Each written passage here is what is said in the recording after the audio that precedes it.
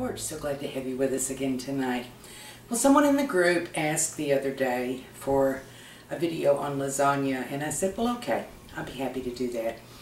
And then I sat and thought, well, how do you make lasagna? I mean, I've made lasagna for a long, long time. I haven't made it lately, but as I started trying to write it down so that I could give you a recipe, I thought I should share with you that one of the hardest things for me in making a video is the recipe. I've been cooking a long, long time, and I don't have any recipes. I have started writing them down, and they're stored in our cooking group, Cooking from Scratch on Debbie's Back Porch, and in these videos. But for things like lasagna, I never had a recipe. Even the biscuit video that many of you have watched, so many of you have watched, thank you. I never had a recipe for biscuits, and I've been making biscuits since the early 60s. So as I'm making lasagna tonight, I'm trying to recreate and quantify something that I've done a lot over a lot of years, but never bothered to write down. So thank you for asking so that I can get these things written down, and also be a little patient with me because sometimes I might guess a little wrong and have to fix it. My guess is if you ask your grandmother or your mother how to make something that she has made for years, that you have loved for years, she'll say, oh, you put a little of this and then I add a little bit of that. And for you to try to get it written down can be very hard. And that's one reason I actually started making videos, because it's very difficult for me to tell you how much of this and how much of that. But going through the process of making the videos, I'm learning with you. So let's have fun. Let's make some lasagna. I always start with cooking the pasta, and there's not a whole lot to tell you about cooking pasta, except packaged pasta, except that be sure to put plenty of salt in your water. Make sure your water's boiling before you start adding the pasta. And add some oil. And the reason for the oil, well, the reason for the salt is because if you don't put the salt in, then you can never get it salty enough. It'll absorb some of the salt while it's cooking. The reason for the oil is to keep your pasta from sticking. And the only trick that I can tell you about this, that's usually not written down, it may be written down on some packages, is add your pasta, your lasagna, one piece at a time. I think that was 6. And let it bend a little as you put it in. Because as it softens and bends, then it goes all below the water.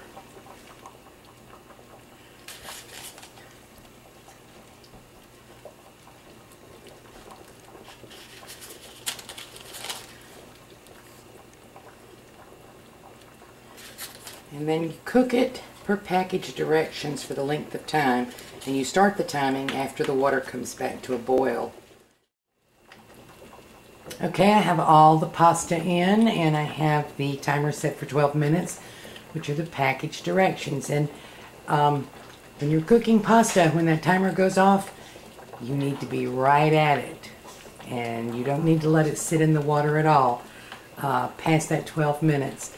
So that's one reason I go ahead and do my pasta first, because I want to make sure that I get it right off the stove and put it in some cool water with a little oil in it, and then I'll go forward with everything else on the recipe, if I had a recipe. Okay, while the pasta's cooking and I'm watching to make sure it doesn't overcook, I'm going to share with you my tomato sauce secret. It's not really a secret, I tell everybody. But I'm a canner. We grew about 1,200 pounds of tomatoes this last season. And what I didn't sell or give away or eat, I canned. And when we are having conversations with folks about different ways, hear that good pop? Different ways to make tomato sauce and different ways to can tomatoes. I tell them what I tell people often. You'll be happier with your canning if you can ingredients and not try to cook in the jar. So when I can tomatoes, I can tomatoes. And these are pretty tomatoes, if I do say so myself. And I don't can sauce. I mean, I don't can like spaghetti sauce. I often sauce my tomatoes, but I don't put anything in them. And I don't put anything in them except for the proper amount of citric acid, because I don't like what canning does to the flavor of herbs. I mean, herbs are wonderful. I love to use herbs in cooking. But once you can them, they taste different. And I like them fresh. So when I want sauce, what I do is drain most of the juice off of a quart of tomatoes. And I can a fair number of tomatoes in wide-mouthed jars for this reason.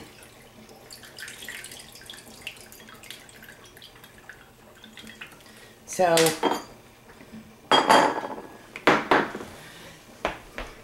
there is a plain jar of drained tomatoes. Got 7 minutes on my pasta timer. I'm doing well. And in my spaghetti sauce, and this is the same sauce I make when I'm making spaghetti, not lasagna, I like to have just a little touch of rosemary. I'm going to try to quantify that for you. About a half a teaspoonful. And I like to have a little oregano. Probably more oregano. So I'm going to put about 2 teaspoons full of oregano. And you know, you can go crazy on this. You can put as much as you like. It doesn't look like about enough. Let's put just a little bit more. And then, unfortunately, I don't have any dried basil that I'm at fried, so I bought a little. I'm going to put a good heaping teaspoonful of basil. Now, sometimes I will go ahead and put the garlic and onions in, but I think get more garlic and onion flavor if you cook it in with the meat. So we're going to put the garlic and the onion in with the meat. So here we have just canned tomatoes, crushed tomatoes. They were canned by the 45-minute time for the cooked hot packed tomatoes. And this is my immersion blender.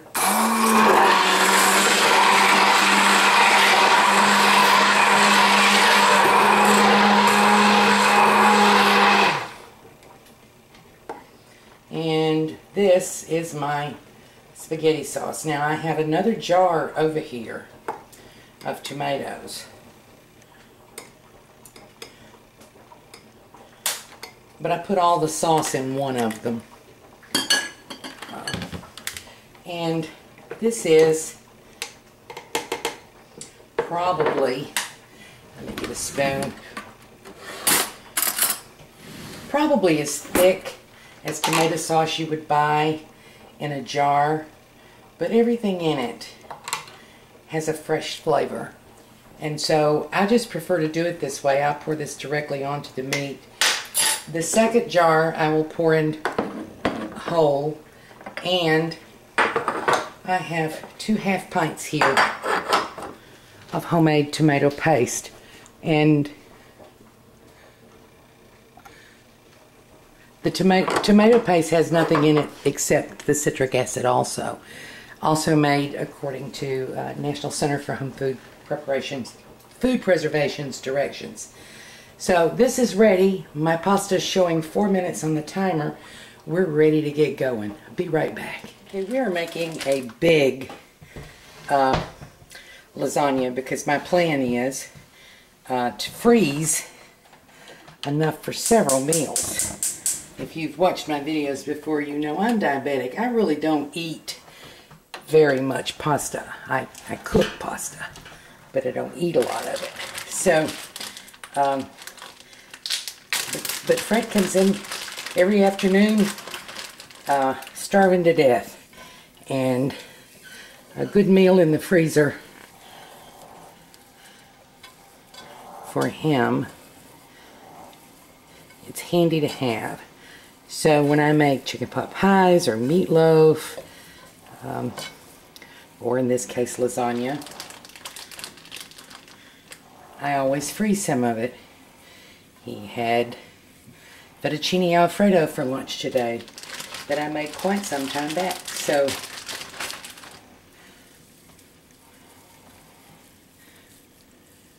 now I'm breaking this up a lot. I want it to be very small pieces.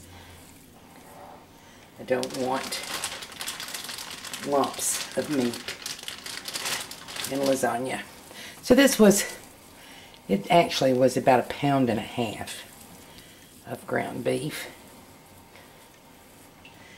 And I have here 1 pound of sausage. And you can use, I'm sorry, 1/2 pound of sausage. You can use any kind of sausage you like. Most folks, or many folks, like a sweet Italian sausage.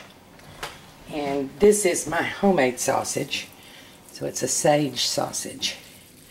But you can use any kind of sausage you like. So we're going to let this cook for a little bit, and then we'll take the next step.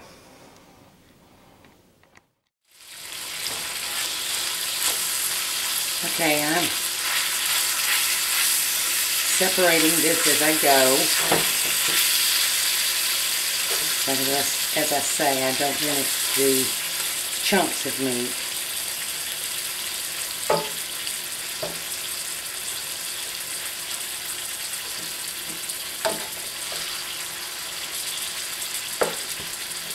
I have here a medium onion, finely chopped.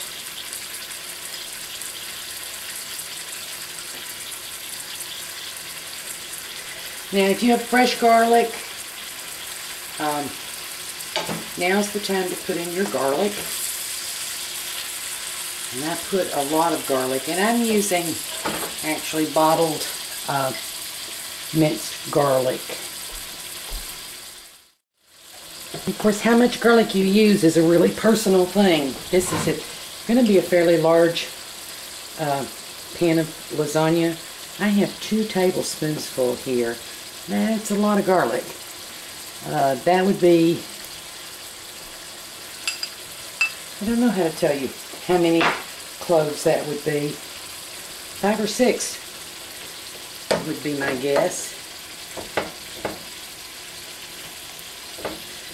And if you want to use less, you may.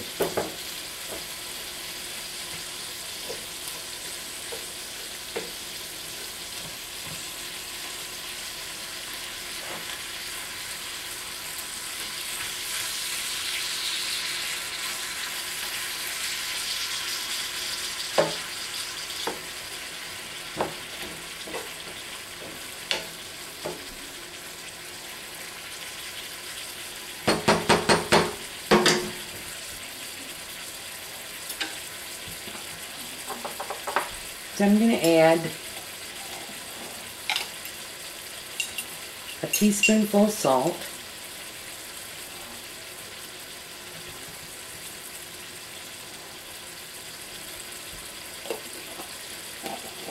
Now I'm just going to let that cook until I get some browning. Then I'm going to drain off any excess grease, because we don't want the grease in there. I mean, I don't, I'm not saying that for any health reason. It just cooks better, it looks better if you drain the grease off. So we'll be back. Okay.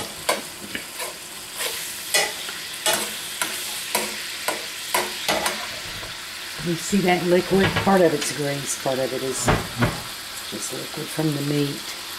We want that out of there. It can be hard to show you that.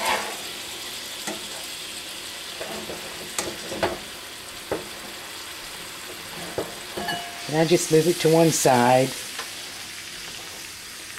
and then drain it into a bowl.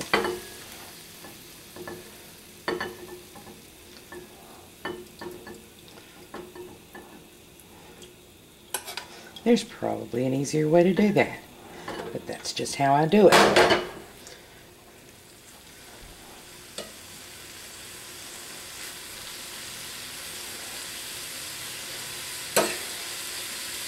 And those of you who know me know what I'm going to say. Now, what do I do with this? Do I throw it away?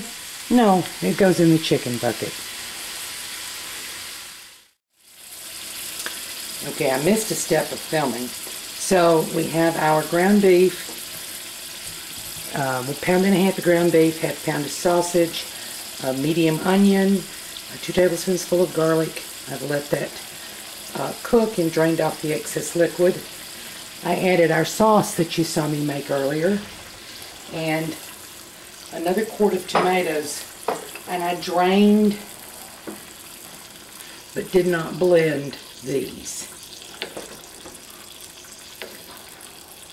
Pan's almost full. Aren't we lucky that we're almost done?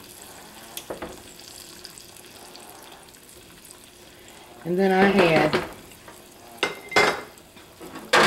2 half pints of tomato paste. And this is homemade tomato paste, so it's not, and what, I don't think I have room.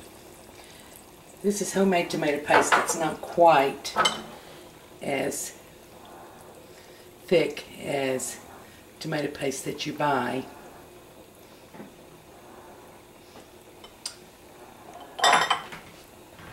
And this is where you show your patience with me, because I filled my pan too full.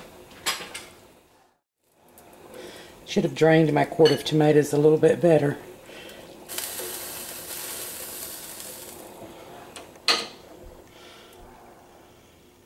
Or I could have started with a bigger pan, but you know, that would have been too simple. So I'm going to take some of the excess liquid out.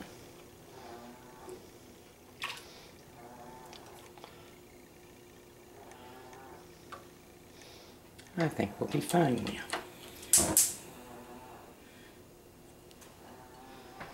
Now, as we do the rest of our lasagna, I'm going to let this very full pan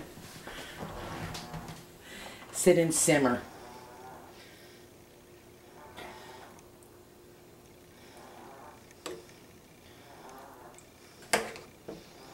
And this will be very rich, and those herbs will all have a very fresh flavor.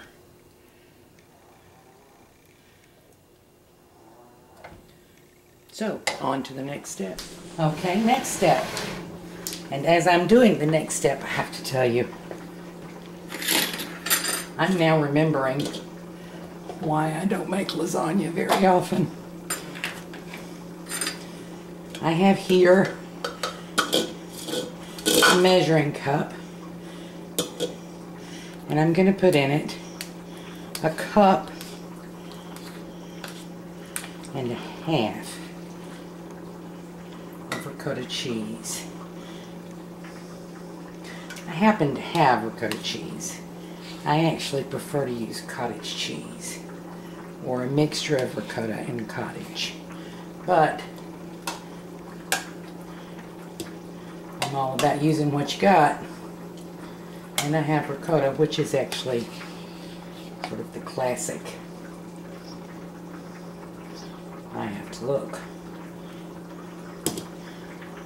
the classic cheese that folks use in lasagna. So there we go. No, it's about a cup and a half.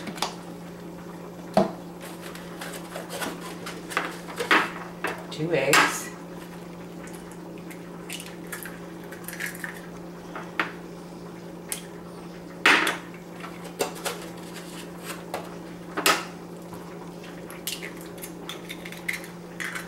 Oh, and my girls lay wonderful eggs.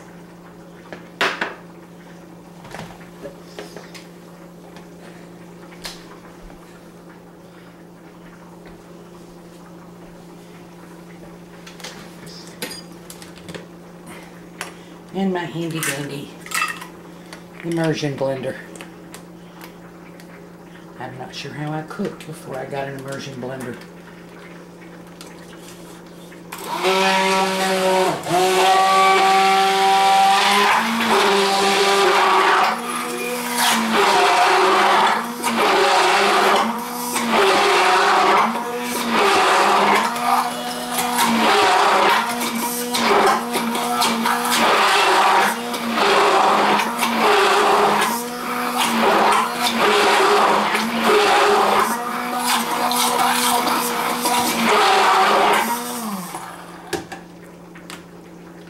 And there we go.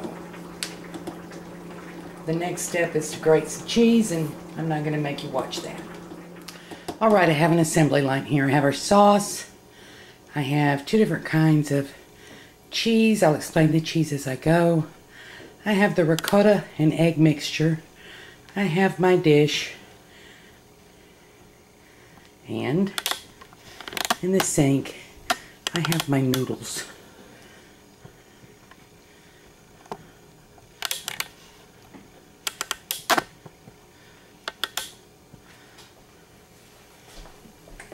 So let's get started. This is large. You can use butter. If you insist, you can use a cooking spray.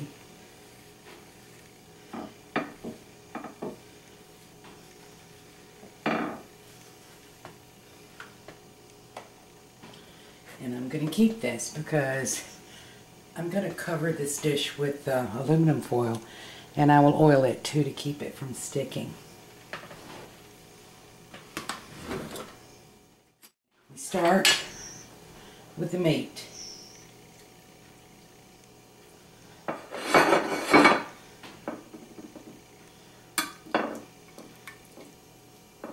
And I'm going to put, let me move this a little closer.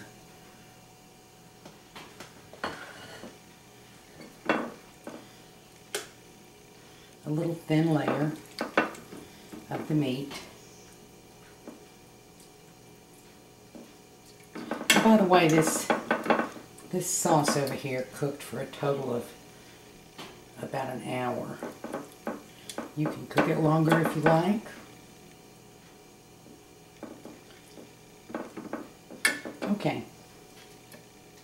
I'm going to have to do some rearranging here. Be right. Okay, I think you can see this. So, I have my noodles.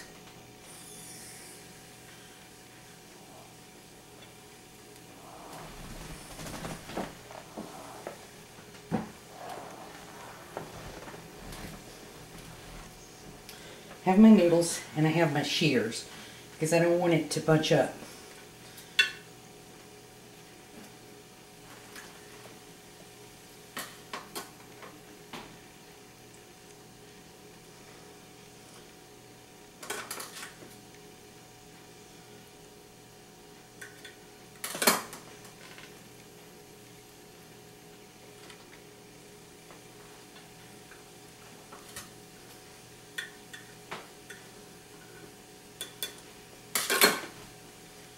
Okay, let's get another thin layer of meat, draining liquid off as I go.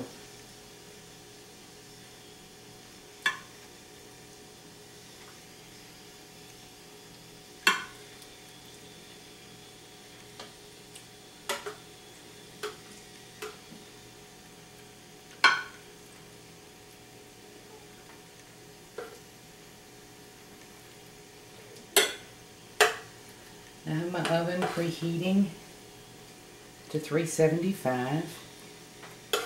This is going to cook. It's going to bake for about an hour.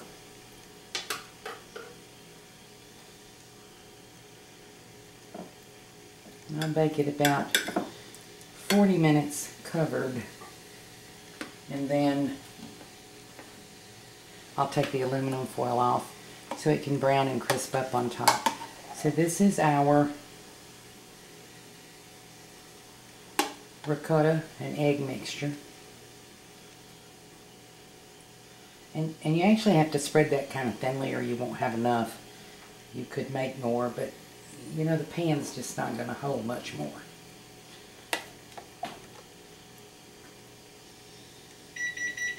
There goes my oven. So I have enough in here for 2 layers in this pan. If you want to make a deeper one, adjust. And then let's go another layer of noodles.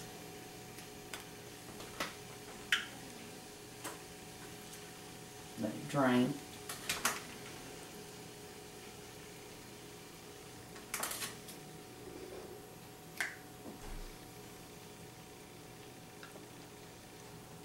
Tucking.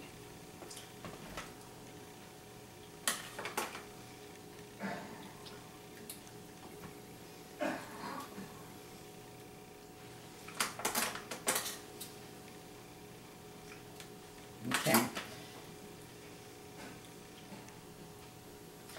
Another layer of meat.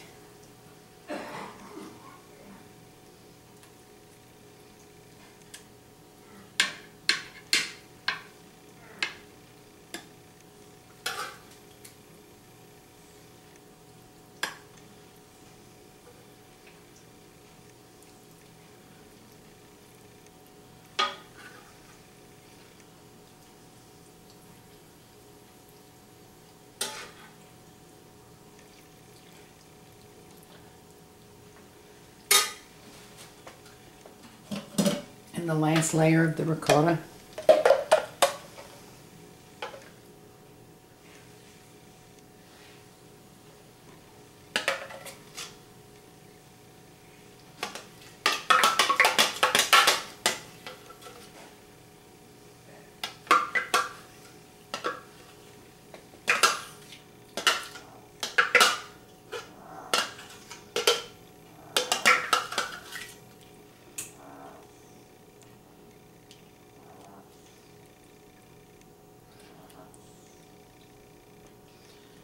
Good thing we're almost done. We're running out of pan again.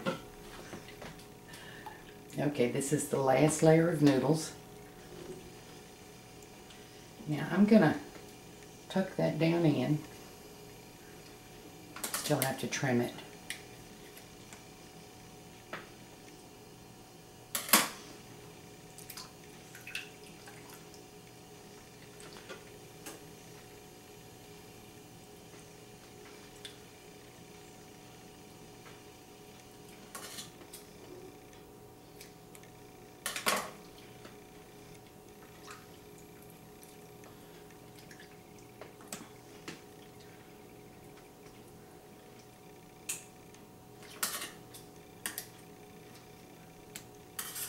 Okay, now, thin layer of meat, not a whole lot.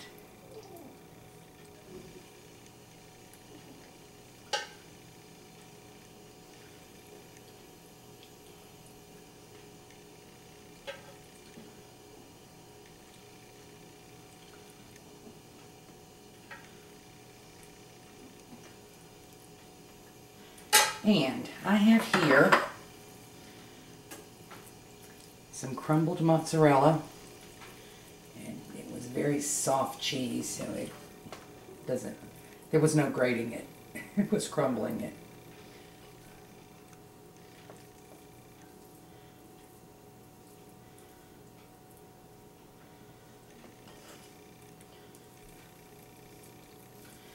And mozzarella is what the recipe generally, when you see it, calls for. we kind of like a little bit different. I have here a mixture of queso blanco, the grated, and I also have in it just a little touch of cheddar. White cheddar, very sharp. For no other reason than that we like it, and I recommend you try it sometime.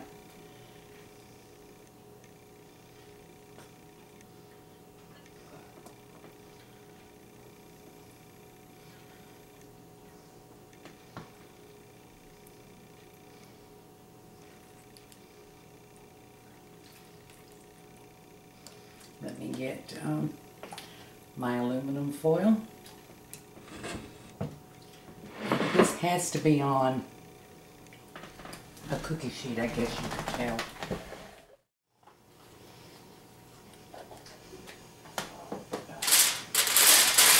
Okay, I am oiling the middle of the aluminum foil just like I did my pan, and I'll wrap it and put it in the oven. I'll come back to you. Let's see, it goes in the oven for an hour. So in 40 minutes I'll come back and we'll take this aluminum foil off. Well, here we have it after the 40 minutes. It's all gooey and gummy and yummy, and it smells great. I'm going to put it back in the oven without the foil and let it brown and crisp up a little, and we'll be back then. 20 more minutes. Well, here you go. It'll take me 3 days to clean this pan, but it may be worth it. We're going to let this cool about 10 minutes, and then I'll plate it up and show you what we've got. Well, I'll see if I can show you how I plate this up.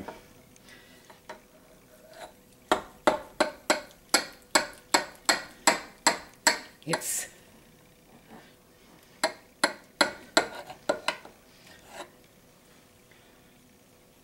been cooling for about 10 minutes.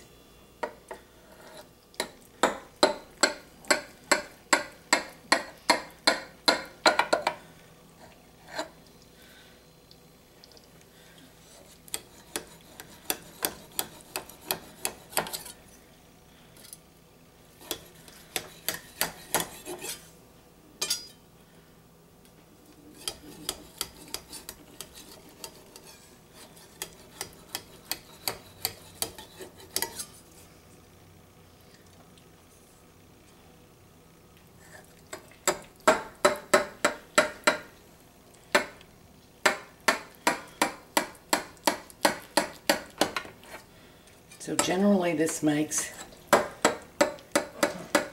9 servings.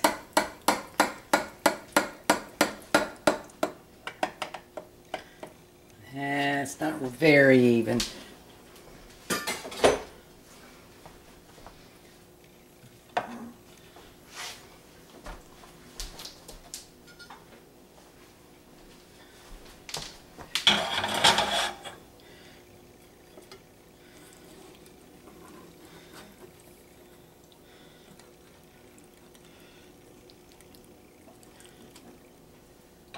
Couldn't possibly do it without making a mess.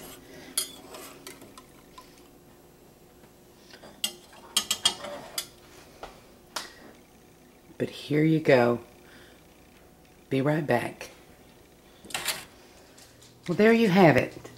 Not a necessarily simple meal. I had forgotten how many steps there were and how long it took, but I am certain that it's going to be worth the wait and the trouble.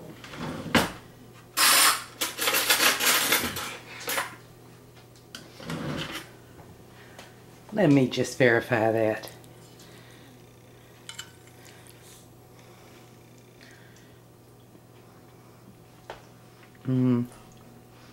Cheesy.